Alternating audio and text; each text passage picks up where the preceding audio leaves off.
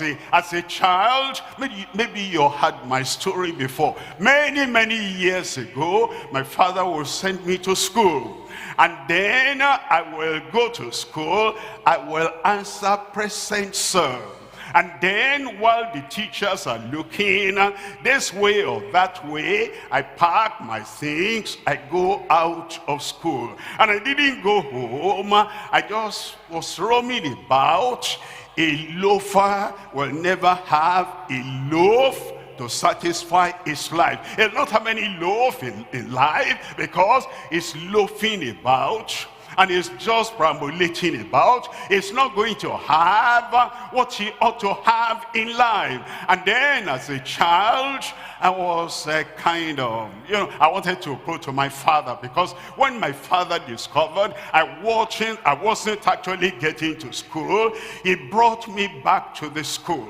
My father was a militant man. He's passed on to glory now. My father was a man that will say, in this my house you will not do that. And then he took me to school and he got to the headmaster and said, headmaster, when last did you see my boy in school? He said, actually we've been wanting to write to you because your boy will come to school and answer present sir. And then in a few minutes we don't know where he's gone again. And my father requested that he'll call the school assembly.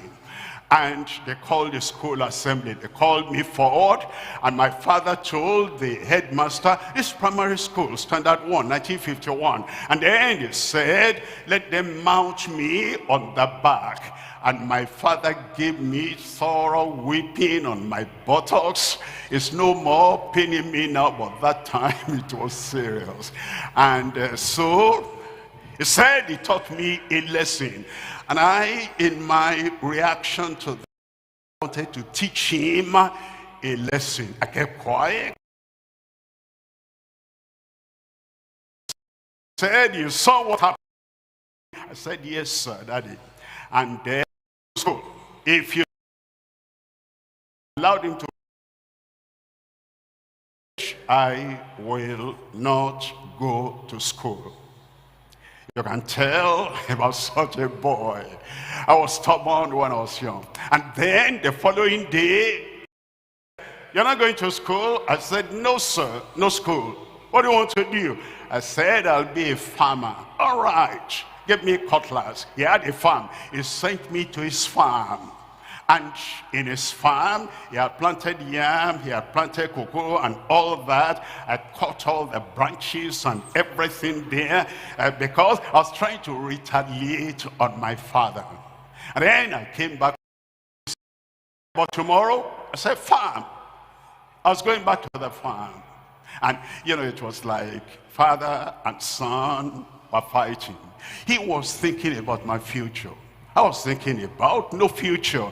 If I didn't repent of that, if I didn't come out of that, I will not be here today. All those things you're doing, all the truancy, and all the waywardness, and all the bad reaction in life, everyone that names the name of the Lord, all those things will ruin us. All those things will destroy us. I was smoking to spite a mother that said, I must never find you with cigarette.